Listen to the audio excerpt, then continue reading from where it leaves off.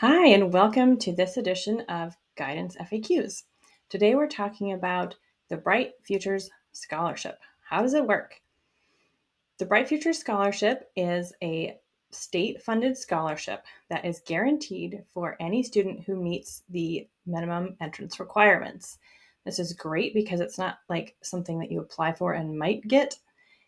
If you have the scores and the GPA and the volunteer hours, you are guaranteed the scholarship. So there are two levels.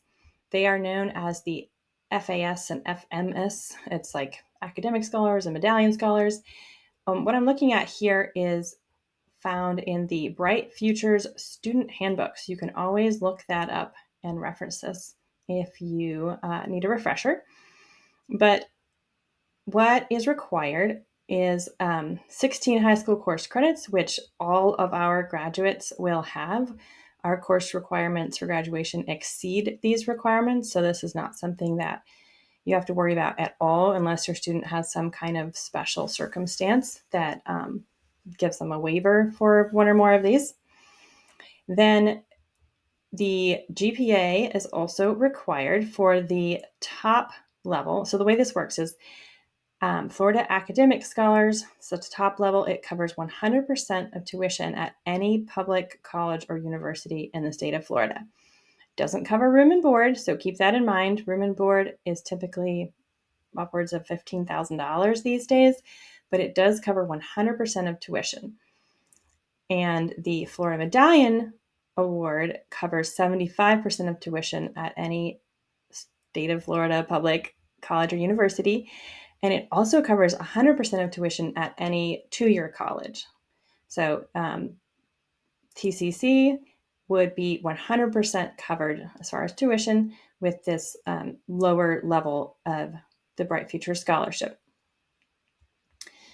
The requirements to get those scholarships are GPA of 3.5 or 3.0. Note that this is a weighted GPA, but it does not include Bible, PE, or any of those easy A classes.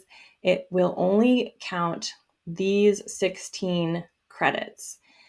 So that can lower the GPA from what it shows on our transcripts a little bit because Bible and PE are not included.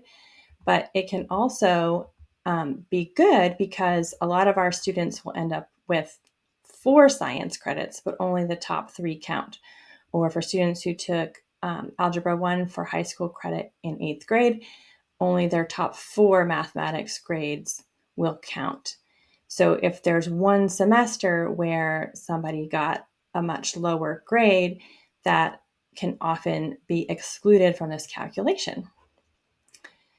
So they need to get this minimum GPA, which is usually not a stretch for most of our students. And then they need to get the required entrance exam scores. And nothing is changing for the upcoming year. So current seniors and current juniors, these are the scores you will need. Of course, if your student is younger than that, it could change. We don't know. But here's what it is for now. We're just going to talk about ACT and SAT. CLT is another standardized test that is becoming more widely used, but is still pretty rare.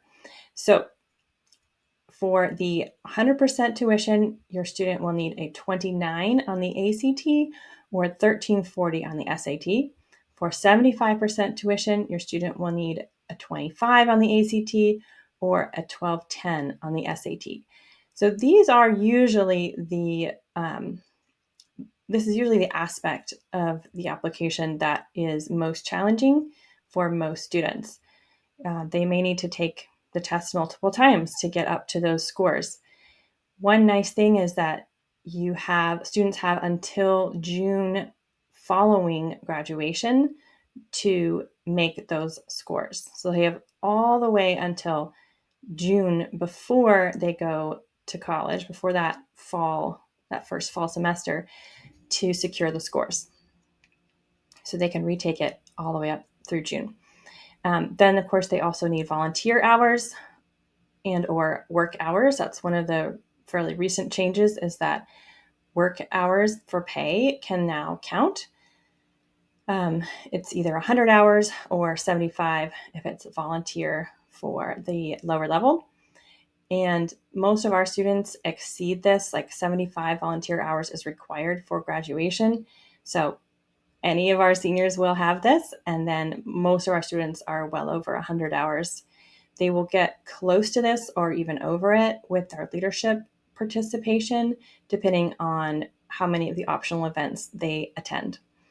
And just as a side note, we do keep track of those volunteer hours, community service hours that are earned during leadership events. We keep track of those and add them to students' files automatically. If students are doing any volunteer work outside of the leadership program, that does need to be reported on the out of school community service reporting form, which can be found on the guidance page of our website. So these are the things that are required. You will need to apply. That's what this is. The FFAA is just the state of Florida scholarship application. It takes 5 or 10 minutes. It's really simple. We like you to fill that out in the fall of your senior year so that our registrar has plenty of time to enter in your credits and so that we can make sure you're on track to meeting that GPA requirement. But you really can still apply all the way through the summer after graduation. The Bright Future Scholarship is good for 5 years after graduation. So even if a student takes more than 4 years to finish college or takes a year off somewhere in there, they can still get that scholarship for up to 5 years after graduation.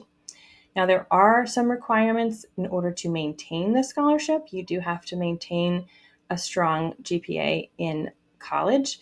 So just keep that in mind. But as far as earning the scholarship in the first place, here is what matters. And again, most of our students are very well positioned as far as their courses and GPA and their service hours.